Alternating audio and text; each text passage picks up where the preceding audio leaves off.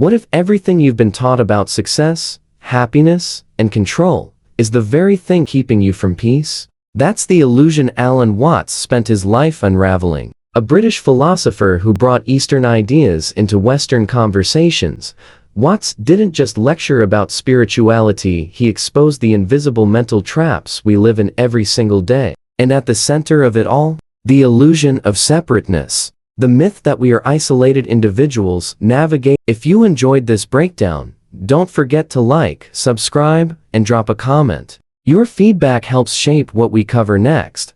And you being here keeps the conversation going. Thanks for watching. See you in the next one. A chaotic world, striving for meaning, desperate for control. According to Watts, this illusion is the root of human suffering. Not failure, not bad luck, not even pain, but the simple, deeply conditioned belief that you are a separate self, cut off from the rest of the universe, trying to manipulate life into submission. That belief creates endless striving. It creates fear. It makes life a battle to win instead of an experience to live. Watts saw it clearly.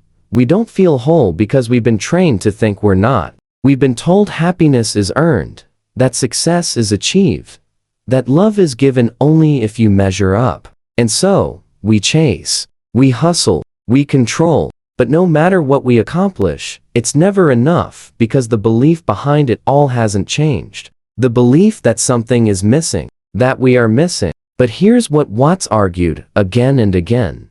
There is nothing missing. There never was. You are not a stranger in the universe. You are the universe, expressing itself in human form. The wave is not separate from the ocean. The wind is not separate from the air. In the same way, you are not separate from life. The idea that there's a separate you controlling the show is the core illusion. Once you see through that, everything shifts. Life is a flow, he said. It's not a machine you operate, it's a river you move with. Trying to force it in a direction it's not going? That's suffering. Resisting what's happening. That's where pain turns into fear, and fear into paralysis. So what's the alternative? It's not passivity, it's presence. When you stop chasing after outcomes, when you stop measuring your worth by what happens next, something incredible happens. You start to feel whole. Not because you've fixed yourself, but because you stopped pretending you were broken. Watts put it like this: you don't have to become happy. You don't have to become successful. You don't have to earn love. You are already those things. Not in the future right now, but you'll never see it if you're always looking ahead. And that's one of his most liberating ideas. The qualities we seek: joy, love, peace, fulfillment. They're not rewards. They're states of being, and they're already within you. The key is to embody them. Act from love instead of chasing it. Move through the world like someone who already belongs. Make decisions as if peace is your baseline, not your reward. Because once you start living that way, your reality starts to reflect it. Watts wasn't preaching manifestation hype, he was explaining how inner states shape the way we experience the world. Your mindset isn't just personal, it's relational. Life responds to how you meet it. Trying to force outcomes only creates resistance. And resistance is suffering. It's like clenching your fists to hold sand, it slips through anyway. The tighter you grip, the faster it falls away. Letting go isn't weakness, it's wisdom. That's why Watts warned against the illusion of security. We're taught that if we plan hard enough, work hard enough, protect ourselves enough, we'll be safe. But there's no such thing as perfect safety. Life is change. It's uncertainty. Trying to control it only creates anxiety. But when you trust the rhythm of life, even without knowing where it's going, you move from anxiety to ease. And it's not blind faith. It's awareness. The kind that sees clearly.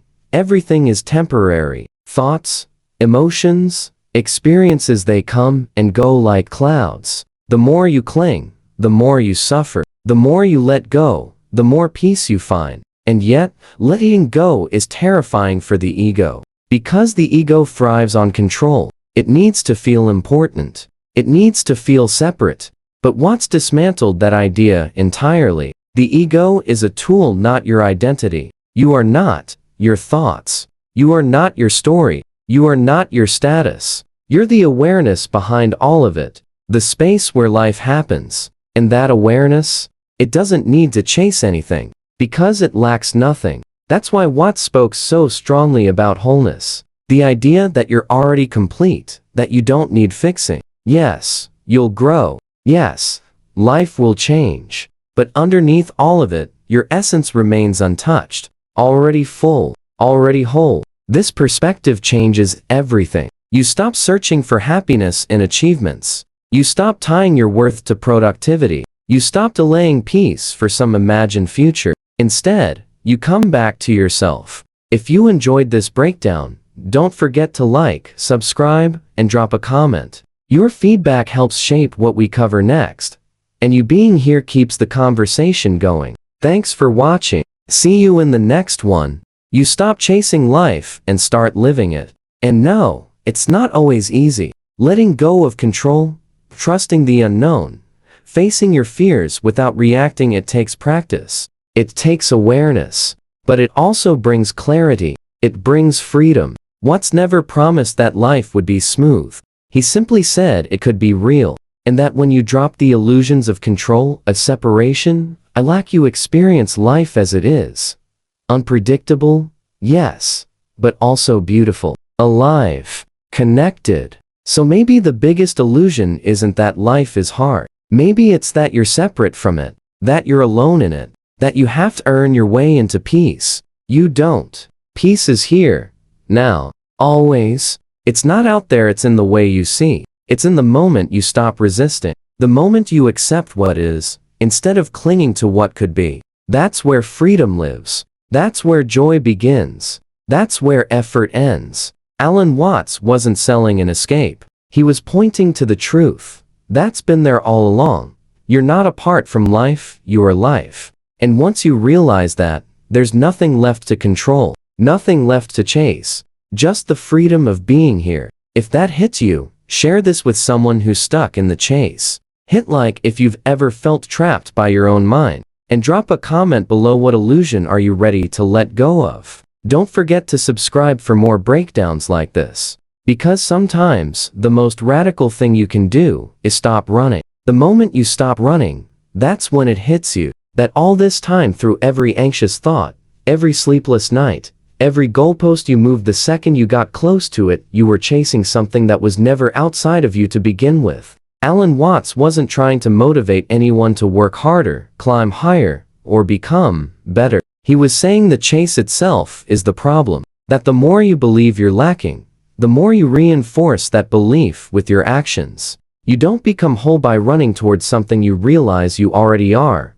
And the running was just a distraction. And this isn't just philosophy. It's the architecture of how we suffer. Watts dismantled the fantasy that if we just got our lives together, if we just got that job, that relationship, that spiritual breakthrough, we'd finally feel complete. But what he pointed out, so clearly, was that the goalpost always moves. The mind is wired that way. Fulfill one desire, and it immediately creates another. Win this round, and suddenly you're back at the starting line, convinced the next win will be the one. And this cycle, it doesn't end by feeding it, it ends by seeing it. That's why Watts spoke so directly about desire, not to shame it, but to expose its trick. He wasn't saying don't want things. He was saying, notice how the wanting controls you. Notice how you think happiness is always a few steps away, and how that belief is the very reason it keeps staying a few steps away. He called this the cycle of desire and fulfillment,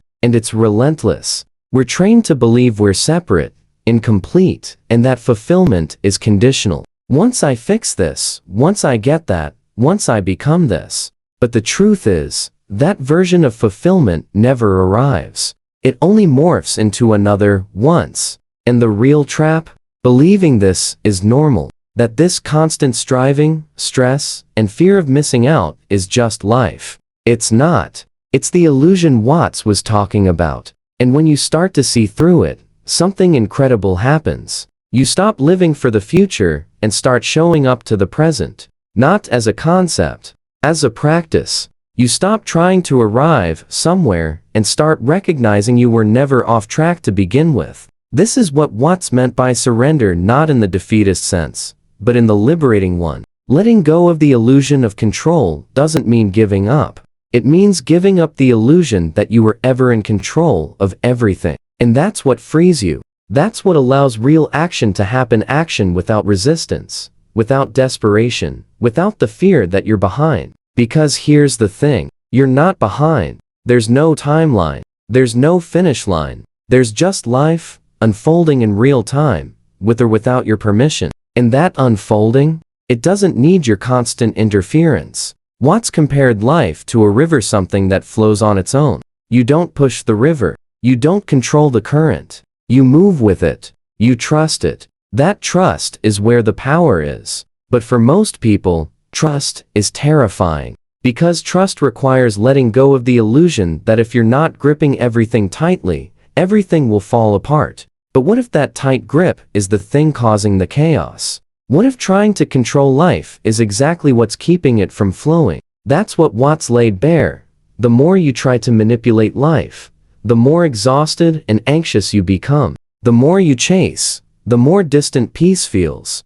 But when you stop fighting the flow and allow yourself to move with it, you start to see that life is already carrying you, that it always was. It's in this surrender that you find what you were looking for all along. Not because you got it, but because you stopped pretending you didn't already have it. And this surrender, it's not passive, it's active. It's choosing to meet the moment fully, choosing to be aware instead of reactive, choosing to release the need to know what's coming next, and trusting yourself to navigate it as it comes. That's real strength. That's real clarity. Watts emphasized that true power doesn't look like control. It looks like confidence without needing a guarantee. It's being okay with not knowing, with not forcing, with not needing to predict the outcome before taking the next step. And once you start living like that, fully in the present, unburdened by the illusion of separateness, unattached to control, something fundamental shifts. You stop being at war with reality. You stop resisting everything that doesn't go your way. You stop bracing for impact. You open up to what is. And from that space, things happen effortlessly. Watts talked about effortless action, not because you do nothing, but because you stop overdoing everything. Life becomes lighter. You make decisions from clarity, not fear. You move with the current instead of thrashing against it. And somehow, life starts to support you. Not because it changed, but because you did. And this isn't mystical. It's practical. Every time you stop clinging to outcomes, you suffer less. Every time you drop the need to control, you feel freer. Every time you stop identifying with your thoughts and start observing them, you become more grounded. Because the thoughts, they're just stories. They're not you. And that's another illusion Watts exposed, that the voice in your head narrating everything isn't your identity. It's just noise. Useful sometimes, yes, but dangerous when it goes unquestioned. Because when you believe every thought, you become trapped in a narrative you didn't even choose. But when you watch those thoughts, with presence, with awareness, you start to see through them. And what's left? Peace. The kind that was always underneath. The kind that doesn't need a reason. The kind that doesn't come and go with circumstances.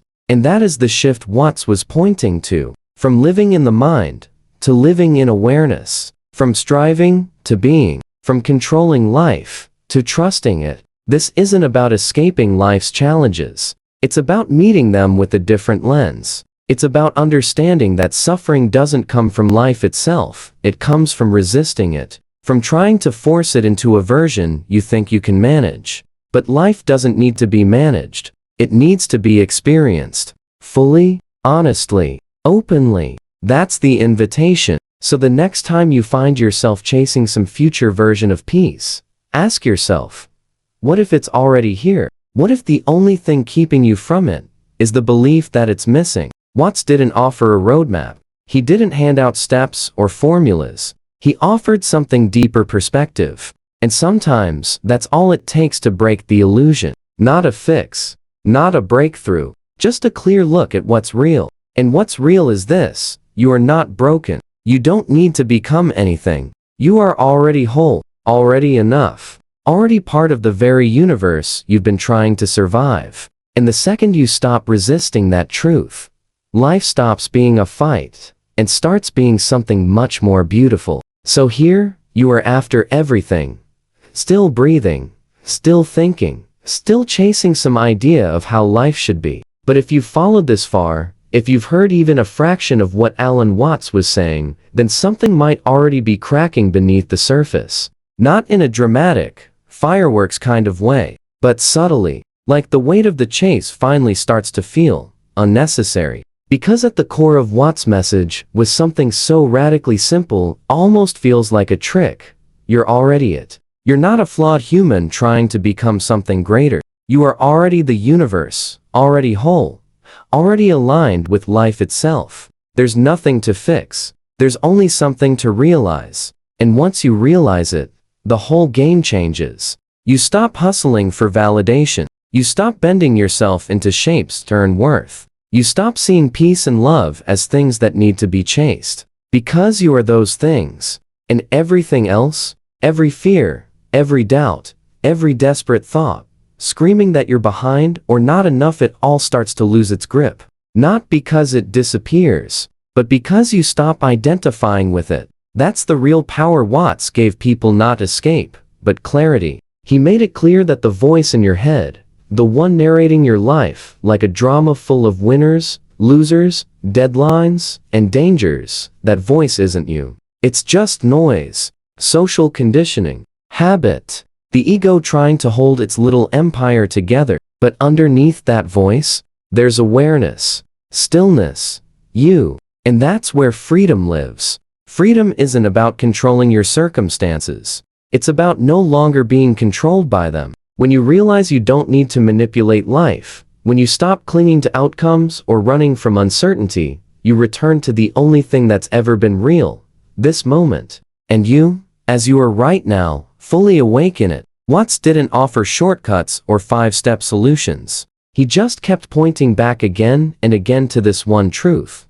You are not separate from the world. You are it. Not just connected to it. Not just participating in it. You are it. And once that sinks in a little, you start to relax. You stop needing life to look a certain way in order to feel okay. You stop reacting every twist and turn like it's a threat. You realize you can meet life on its own terms and trust that you'll be okay, even if you don't have all the answers, because you never did. And that's not failure. That's liberation. You were never meant to control life. You were meant to experience it fully, honestly, with your eyes open and your grip loosened. You were meant to dance with life, not fight it. And maybe right now, you're starting to feel what Watts was pointing to, not just intellectually, but in your body. A little more breath, a little less pressure, a moment of stillness between thoughts. That's it. That's the space where peace begins. Not because everything is perfect, but because you're no longer resisting it all. You don't need to control the river. You need to trust that you can float. So maybe this isn't about changing your life at all. Maybe it's about waking up to the life you already have, the one unfolding right here, in this moment, without needing to be improved, rebranded, or fixed. Let go. Let go of the illusion that you have to earn what you already are. Let go of the belief that peace is somewhere far away. Let go of the idea that you're missing something. And watch what happens. If this hit something deep, if it opened a little more space inside you, then share it. Hit that like button. Drop a comment below and let us know what illusions you've been living with. And subscribe for more honest conversations like this, where we pull back the curtain and remember who we actually are beneath the noise. You don't need to become something new. You just need to remember what's always been true.